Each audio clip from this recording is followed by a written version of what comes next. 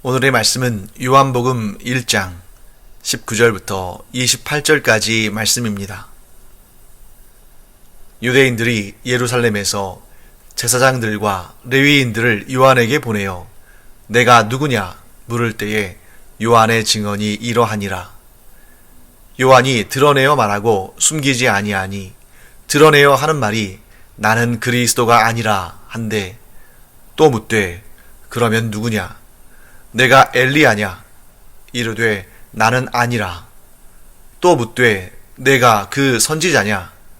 대답하되 아니라. 또 말하되 누구냐? 우리를 보낸 이들에게 대답하게 하라. 너는 내게 대하여 무엇이라 하느냐? 이르되 나는 선지자 이사야의 말과 같이 주의 길을 곧게 하라고 광야에서 외치는 자의 소리로라 하니라. 그들은 바리새인들이 보낸 자라. 또 물어 이르되 내가 만일 그리스도도 아니요 엘리야도 아니요 그 선지자도 아닐진데 어찌하여 세례를 베푸느냐? 요한이 대답하되 나는 물로 세례를 베풀거니와 너희 가운데 너희가 알지 못하는 한 사람이 섰으니 곧 내 뒤에 오시는 그이라. 나는 그의 신발끈을 풀기도 감당하지 못하겠노라 하더라. 이 일은 요한이 세례 베풀던 곳 요단강 건너편 베다니에서 일어난 일이니라. 요한복음 1장 앞부분에서 예수님에 대한 소개를 마친 사도 요한은 이제 세례 요한에 대해서 설명을 합니다. 세례 요한이 어떤 사람인가 하는 것을 다루는 거죠.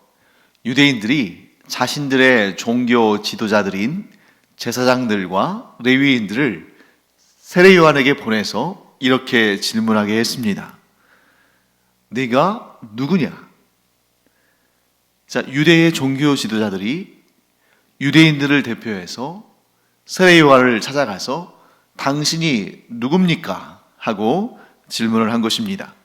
자, 이 질문, 당신은 누굽니까? 지금 성경에는 내가 누구냐 이렇게 되어 있습니다만 그렇게 반말식으로 했을 것 같지는 않고요. 아마 당신은 누굽니까? 이렇게 질문했겠죠. 그때 이 짧은 질문, 당신은 누굽니까? 이 두 단어로 되어 있는 이 짧은 질문을 통해서 우리가 몇 가지 정보를 추측할 수가 있습니다. 자, 첫째, 유대인들이 세례 요한에 대한 관심이 컸다라는 것을 알 수 있죠. 그러니까 이 유대인들이 세례 요한에 대해서 관심을 갖고 그를 지켜보고 있는데 그가 어떤 사람인지를 확인하고 싶은데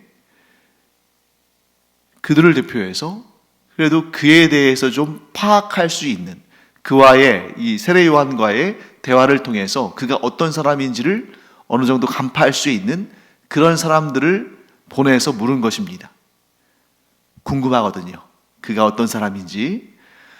그 다음에 두 번째 어떤 내용을 알 수 있냐면 세례 요한에 대한 이 유대인들의 관심사는 종교적인 것이었다는 것입니다. 이 유대인들이 세례 요한에 대해서 궁금하긴 한데 그래서 그에게 그가 어떤 사람인지 그의 정체성이 무엇인지를 알고자 하는데 자신들이 궁금한 것을 그로부터 캐내야 되지 않겠습니까? 그런데 만일 세례 요한에 대해서 이 유대인들이 궁금한 내용이 경제적인 분야였다 하면 경제의 전문가들을 보냈겠죠. 정치적인 문제에 대해서 그에 대해서 궁금했다. 그러면 정치인들을 보냈을 겁니다. 그런데 지금 유대인들이 세례 요한이 어떤 존재인지를 알아보기 위해서 보낸 전문가들이 어떤 사람들이냐면 제사장들, 또 레위인들. 자, 제사장과 레위인은 대표적으로 유대의 종교 지도자들이죠. 그렇기 때문에 세례 요한에 대해서 유대인들이 관심을 갖고 지켜보았는데 주로 어떤 쪽으로의 관심이고 어떤 분야에 있어서의 궁금증이었냐면 종교적인 분야였다 하는 것을 우리가 이 본문의 내용을 통해서 추측할 수가 있습니다. 자, 그렇다면 유대인들은 어떤 종교적인 내용, 종교적으로 어떤 분야에 대해서 세례 요한에게 궁금증을 가졌을까? 어떤 관심을 가졌을까? 이게 지금 오늘 우리가 알아내야 될 그런 내용인 거죠. 유대인들은 세례 요한이 혹시 그리스도, 곧 메시아, 자신들을 구원할 구원자가 아닐까 하는 그러한 기대감을 가지고 있었습니다. 그리스도까지는 아니더라도 혹시 그가 엘리야가 아닐까, 엘리야 선지자가 아닐까 하는 그런 기대감도 가지고 있었습니다. 또 어떤 사람들은 세례 요한을 보고 혹시 그 선지자가 아닐까 하는 그런 기대감을 갖기도 했습니다. 그러니까 사람들이 세례 요한에 대해서 가지고 있는 그러한 어떤 이미지 혹은 그에게 대해서 기대하는 면모가 뭐냐면 그들의 구원자가 아닐까, 곧 그리스도가 아닐까, 혹은 엘리야가 아닐까, 혹은 때가 되면 하나님께서 보내실 것이라고 약속하신 그 선지자가 아닐까, 이렇게 기대도 하고 궁금해하기도 하고 했던 거죠. 그래서 자신들의 그러한 생각이, 자신들의 그런 기대가 맞는지 혹은 맞지 않는지 그 분야의 전문가인 종교 지도자들, 제사장들과 레위인들을 보낸 것입니다. 메시아는 우리가 잘 알고 있죠. 왜냐하면 이 유대인들은 구약의 시대가 마무리되는 이 말라기에서부터 신약의 시대가 열리는 이 1세기에 이르기까지 5세기의 말라기에서부터 주전 5세기의 말라기에서부터 주후 1세기의 신약의 시대에 이르기까지 대략 한 400~500년 되는 그 기간 동안에 계속해서 어떠한 기대감을 잉태해 오고 있고 어떤 기대감을 키워오고 있었냐면 이 고난, 이 고통, 이 압제, 이러한 이방인들에게 치욕을 당하고 우상을 섬기는 자들에게 고통을 당하는 이 역사를 마감하고 이 이스라엘 백성들을 높이 들어 올리셔서 세계를 다스리는 그러한 나라요 민족으로 삼으실 그 메시아를 기대하고 있었다는 것입니다. 계속 그분을 기다리고 있었어요. 그런데 저 세례 요한이라는 사람이 상당히 독특한데, 상당히 개성이 강한데, 상당히 카리스마가 있는데 혹시 우리가 기다리는 그 메시아가 아닐까? 그 그리스도가 아닐까? 하는 그런 생각을 했다는 것입니다. 또 어떤 이들은 세례 요한을 향해서 엘리야다라고 말하기도 했습니다. 예수님도 그러한 이야기를 좀 들으셨죠? 예수님을 향해서도 그가 혹시 엘리야가 아니냐 하는 그런 사람들이 있었습니다. 그런데 왜 그 수많은 구약의 선지자들 가운데 왜 엘리야의 이름이 언급될까? 세례 요한에게도 엘리야냐고 묻는 사람들이 있었고 또 예수님께도 당신이 엘리야냐라고 묻는 사람들이 있었는데 왜 그 수많은 선지자들 가운데 하필이면 엘리야의 이름이 이렇게 반복적으로 등장하는가? 그 이유는 여기에 있겠죠. 엘리야는 죽음을 보지 않고 이 땅에서 죽음을 보지 않고 하늘로 옮겨진 선지자입니다. 그러니까 그가 유명한 이유는 그가 놀라운 능력을 행한 선지자일 뿐만 아니라 죽음을 보지 않고 하늘로 올려갔기 때문에 언제든지 다시 올 수 있다, 다시 이 땅에 내려올 수 있다 하는 그런 기대감을 갖게 하는 그런 인물이었다는 거죠. 그리고 그 선지자, 그냥 선지자가 아니라 그 선지자라고 말하는 이유는 말라기서의 마지막 구절을 보면 거기에 어떤 내용이 있냐면 제가 한번 읽어보겠습니다. 말라기, 구약의 마지막 책인 말라기 4장, 그 말라기에서도 맨 마지막 구절인 말라기 4장 5절과 6절 말씀입니다.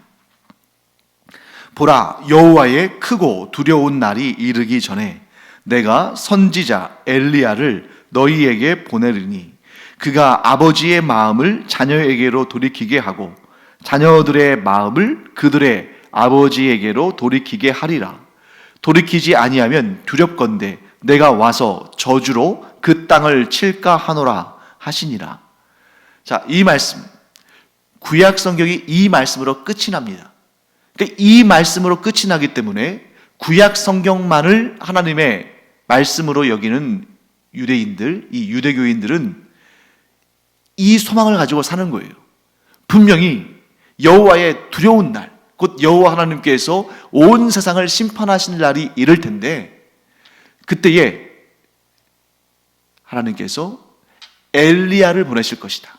그런데 어떤 사람들은 이 엘리야가 말 그대로 죽음을 보지 않고 하늘로 옮겨진 엘리야를 의미한다고 본 사람들도 있었고, 또 어떤 이들은 아니다, 여기에서 엘리야라고 말하는 것은 그의 사역이 엘리야와 유사하고 그의 능력이 엘리야와 유사한 거지 엘리야 그대로가 아니라 엘리야와 같은 큰 선지자가 메시아의 길을 예비하기 위해서 올 것이다, 이렇게 생각한 사람들이 있다는 거죠. 그래서 어떤 이들은 당신이 엘리야냐라고 묻기도 했고, 어떤 이들은 그 마지막 여호와의 그 크고 두려운 심판의 날, 그때 메시아가 오셔서, 그리스도가 오셔서 온 세상을 심판할 텐데, 그때 그의 앞길을 예비하라고 보내지는 그 선지자가 당신이냐 하고 묻는 것입니다.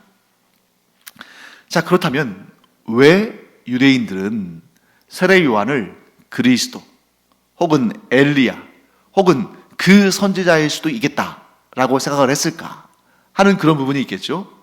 일단 엘리야의 외모와 사역이 이 세례 요한의 외모와 사역과 비슷해 보였다는 겁니다. 즉 구약 성경에 기록된 엘리야의 외모와 그의 사역이 지금 그들의 눈앞에 보이는 세례 요한의 외모와 사역과 비슷해 보였다. 자, 외모를 보면 어떤 특징이 있을까요? 엘리야는 외모에 신경을 별로 쓰지 않는 사람이었습니다. 그래서 그는 양털 옷을 입고, 그러니까 이렇게 좀 고운 세마포 옷이나 또는 오늘로 따진다면 비단 같은 혹은 캐시미어 같은 그러한 잘 직조된 옷이 아니라 양털 가죽을 두르고 가죽 뒤로 허리를 메고 굉장히 자연인 같은, 그래서 좋은 집, 좋은 음식 이렇게 누리고 사는 것이 아니라 그냥 들에서 그런 양털 옷을 입고 허리를 가죽 뒤로 띠고 또 음식도 메뚜기와 석청, 그냥 들에서 구할 수 있는 그런 자연적인 그러한 채집할 수 있는 그러한 음식들을 먹으면서 지냈다는 거죠. 그런 모습이 굉장히 인상적으로 성경에 기록되어 있는데, 지금 자신들이 바라보고 있는 그 세례 요한이 마치 그와 같은 외모와 그와 같은 삶의 형태를 가지고 있었다는 것입니다.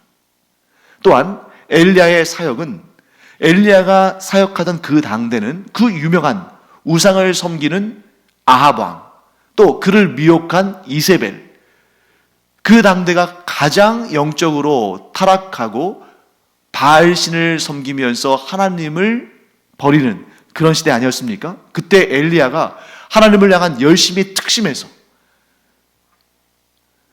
그 죄악 가운데 빠져있는, 우상 숭배에 빠져있는 이스라엘 백성들을 하나님께로 그 마음을 돌이키려고 엄청나게 애를 쓰고 노력했다는 거죠.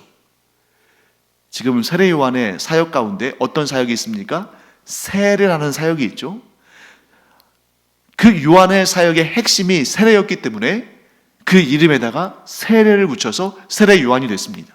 그런데 세례 요한이 주는 그 세례는 무엇인가?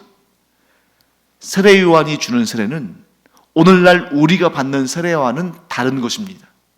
자, 먼저 오늘날 우리가 받는 세례, 우리가 유아 세례를 받기도 하고 또 나중에 성인이 된 다음에 입교를 하기도 하고, 그리고 또 성인 된 다음에 세례를 받을 때는 우리가 또 물로 세례를 받지 않습니까?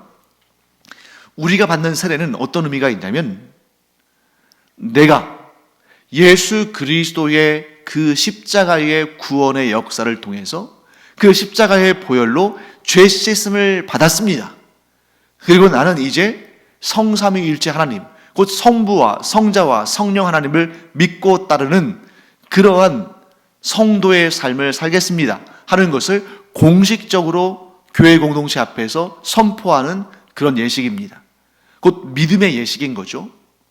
반면에 세례 요한의 세례는 그런 믿음의 선포, 구원받은 그러한 믿는 자가 구원받았음을 선포하는 그런 내용이 아니라 회개의 세례인 것입니다.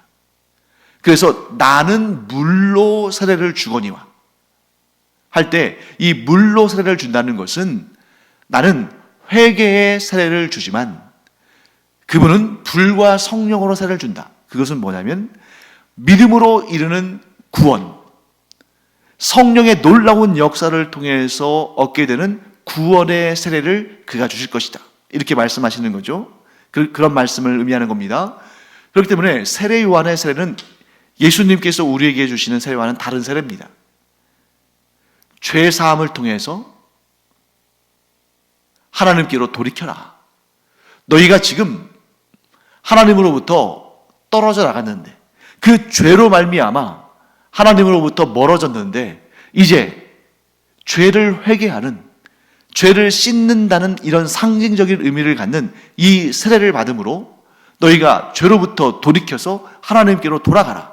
곧 이 세례 요한의 세례 사역을 통해서 아버지의 마음이 자녀들에게로, 자녀들의 마음이 아버지에게로 향하는 이런 사역을 세례 요한이 하고 있는 것입니다. 그렇기 때문에 사람들 볼 때 세례 요한의 저 사역이 특별하다. 그 사람이 혹시 그리스도가 아닐까? 저 사람이 혹시 엘리야가 아닐까? 저 사람이 혹시 그 여호와의 크고 두려운 심판날 그 임박해서 하나님께서 보내신다는 그 선지자가 아닐까? 하는 그러한 궁금한 마음이 들었던 것이죠. 바로 그때 이 질문과 이 기대감에 대해서 세례 요한은 이렇게 대답했습니다. 나는 그리스도도 아니고 나는 엘리야도 아니고 나는 그 선지자도 아니다. 그러면 이제 유대인들이 더 궁금해지는 거죠. 아니 그러면 당신은 그리스도도 아니고 엘리야도 아니고 여호와의 두렵고 큰 심판의 날에 앞서서 오는 그 선지자도 아니라면 당신은 왜 세례를 베풉니까? 이 질문에 요한은 이렇게 답합니다. 26절과 27절 말씀이죠. 오늘 본문. 요한이 대답하되 나는 물로 세례를 베풀거니와 너희 가운데 너희가 알지 못하는 한 사람이 섰으니 곧 내 뒤에 오시는 그이라. 나는 그의 신발끈을 풀기도 감당하지 못하겠노라 하더라. 여러분, 우리 동문서답 이런 얘기 있잖아요. 지금 세례 요한은 이 유대인들이 질문하는 내용에 대해서 좀 핀트가 맞지 않습니다. 좀 정확한 대답이 아닌 거죠.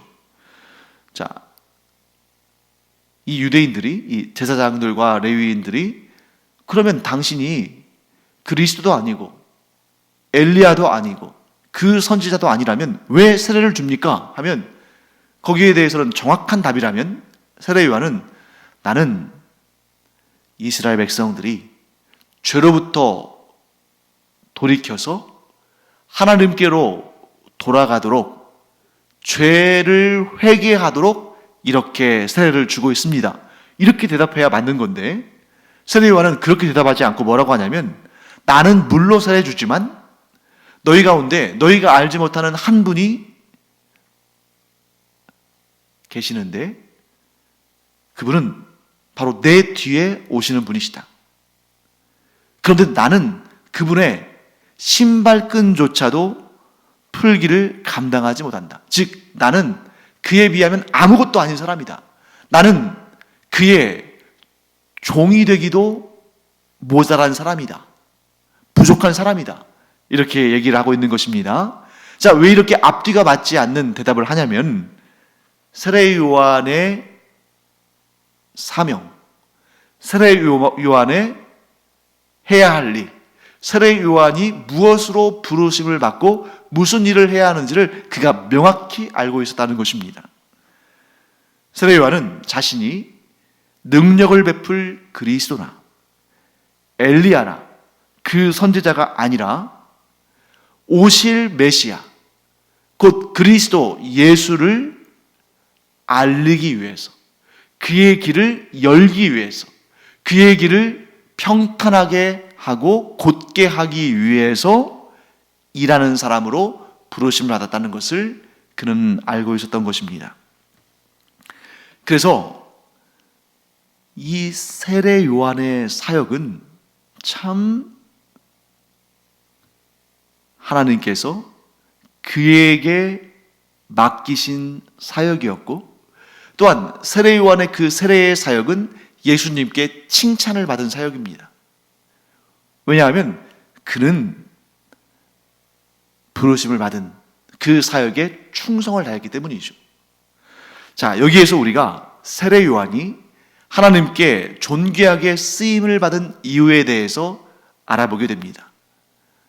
그 수많은 사람들 가운데 오직 딱 한 사람만 메시아의 길을 예비하고 그리스도의 길을 곧게 하고 그의 길을 사람들에게 보여주고 열어주는 역할을 하는 그런 사람 아니겠습니까? 그 역할은 딱 한 사람만 할 수 있다는 거죠. 그리스도가 한 분이시듯이 그리스도의 길을 예비하는 그 역할도 오직 한 사람만 감당하는 것입니다. 그런데 온 인류 가운데 오직 단 한 사람만 할 수 있는, 오직 한 사람에게만 주어지는 메시아의 길을 예비하는 그 일을 세례 요한이 했다니 얼마나 영광스러운 일입니까? 그래서 예수님도 말씀하시죠. 세례 요한은 여자가 낳은 자들 중에 가장 큰 자다. 왜 그럴까요? 생각해 보세요. 이 세상에 수십억, 수백억 사람들이 이 세상에 태어나고 죽고 존재했겠습니다만 그 수많은 사람들 가운데에 메시아의 길을 열어주는, 메시아의 길을 평탄하게 하는, 메시아의 길을 사람들에게 알리는 그 귀한 사역은 오직 한 사람만, 온 인류 가운데 오직 한 사람만 그 위대한 역사를 감당하게 되는데, 그 위대한 역사의 종으로 쓰임받는데 그게 바로 세례 요한에게 주어진 역할이었다. 그러니 얼마나 이것이 영광스럽고 존귀한 사역입니까? 그런데 이 영광스럽고 존귀한 사역을 왜 세례 요한에게 맡기셨을까? 저는 이렇게 생각합니다. 27절 말씀에 세례 요한이 이렇게 고백하죠. 나는 그의 신발끈을 풀기도 감당하지 못하겠노라. 나는 종들이라 하는, 종들이 주인의 신발끈을 풀어주고 그 발을 씻어주는 그 역할도 감당할 수 없는 작은 자다. 사실 여러분, 유대인들이 사람을 보내서 당신이 그리스도냐? 아니면 당신이 엘리야냐? 아니면 당신이 그 여호와의 크고 두려운 심판의 날 앞서 보냄받는 그 선지자냐? 하고 사람들이 그에게 물었을 때 보통 사람 같으면 우쭐거렸을 겁니다. 내가 인정받는구나. 내가 사람들에게 이렇게 인정받고 내가 사람들에게 이렇게 유명한 자가 되었구나. 우쭐거릴 수 있고 교만한 마음이 들 수 있습니다. 거기서 한 걸음 더 나간다면 내가 그리스도까지는 아니더라도, 또 내가 엘리야까지는 아니더라도 내가 그 선지자일 수 있겠구나. 사람들이 나를 이렇게 바라보고 있는데, 거기서 조금 더 나가면 그래, 엘리야라고 별게 있나? 사람들이 이렇게 나를 엘리야로 여겨주면 내가 엘리야인 거지. 거기서 조금 더 나가면 그래, 내가 그리스도야.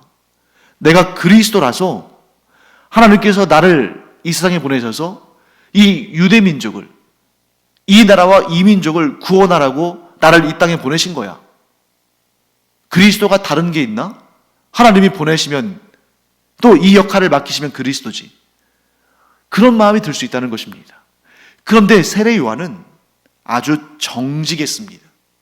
자신의 부름받음이 그리스도가 아니라는 것을, 자신이 엘리야가 아니라는 것을, 자신의 역할이 그 선지자가 아니라 그저 그 그리스도를 알아보고 그에 대해서 증언하는 역할이 바로 자신의 역할이라는 것을 알고 그는 자기 자신의 그 부르심의 자리에서 교만하지 않고 과장하지 않고 거짓말하지 아니하고 정직하게 하나님의 부르심 앞에 섰고 또한 그 사역을 감당한 것입니다. 사랑하는 성도 여러분, 2022년을 시작하면서 우리가 세례 요한의 마음가짐을 우리 가운데 품기를 바랍니다. 나 자신을 앞세우고 내 자신을 내세우고 내가 높아지고자 하고 그렇게 하기 위해서 때로는 좀 과대포장하기도 하고 좀 오버해서 사람들에게 나를 알리려고 하고 사람들에게 내 자신 그 자체보다 내 자신을 더 훌륭한 사람인 것처럼 더 위대한 사람인 것처럼 더 무엇인가가 있는 사람인 것처럼 그렇게 과시하는 그런 삶을 살지 말고 하나님께서 나를 무엇을 위해서 부르셨는지를 우리가 하나님께 여쭈면서 또한 깨달으면서 내가 부르심을 받은 이 자리에서 충성을 다하고 성실하게 일하고 오직 모든 영광과 감사와 찬양을 하나님께 올려드리며 내 자신은 그런 영광을 취하지 않는 그러한 자신의 정체성을 하나님께 부름받은 자신의 그 자리를 정확히 알고 정직하게 행하는 우리가 되기를 바랍니다. 그러면 하나님께서 온 인류 가운데 단 한 사람만 할 수 있는 그 위대한 역사를 세례 요한에게 맡기신 것처럼 우리의 정직함과 우리의 분수가 넘치는 것을 기대하는 그러한 과장된 삶이 아니라 하나님께서 나를 부르신 그 자리에서 정직하고 성실하게 우리의 삶을 하나님께 드릴 때 하나님께서 우리를 기쁘게 사용하신다. 꼭 그걸 기억하고 과장하지 아니하고 거짓말하지 아니하고 나를 더 드러내지 아니하고 오직 주님의 맡겨주신 그 사명을 성실하게 정직하게 감당하는 우리가 되기를 간절히 축원합니다. 기도하겠습니다. 하나님 감사합니다. 세례 요한이 사람들에게 인기가 있고 관심을 받을 때 자기 자신을 드러내고 과장하고 거짓말하고 그래서 자기 자신을 사람들이 더 위대하게 여기도록 할 수도 있었지만 그렇게 하지 아니하고 하나님께 부르심을 받은 그 자리에서 그가 맡은 그 사명을 정직하고 성실하게 감당할 때에 하나님의 기쁘심이 되고 예수님께 칭찬을 받았던 것을 봅니다. 저희도 그와 같게 하여 주시옵소서. 나를 내세우는 인생이 아니라 오직 주님만을 높이고 과장하고 거짓말하는 것이 아니라 정직하게 주님께서 저희에게 주신 그 직분을 감당하는 그런 주의 사람들 되게 하여 주시옵소서. 감사드리며 예수님의 이름으로 축복하며 기도합니다. 아멘. 기도하는 시간입니다. 하나님 앞에 정직하고 성실하게 살아가면서 하나님께서 나를 위해 예비하신 그 일들을 또 나를 부르신 그 일들을 잘 감당하는 그런 사람들 되기를 기도하기 바랍니다. 기도하겠습니다.